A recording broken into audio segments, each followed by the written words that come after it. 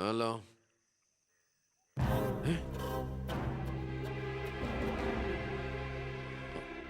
എപ്പോ?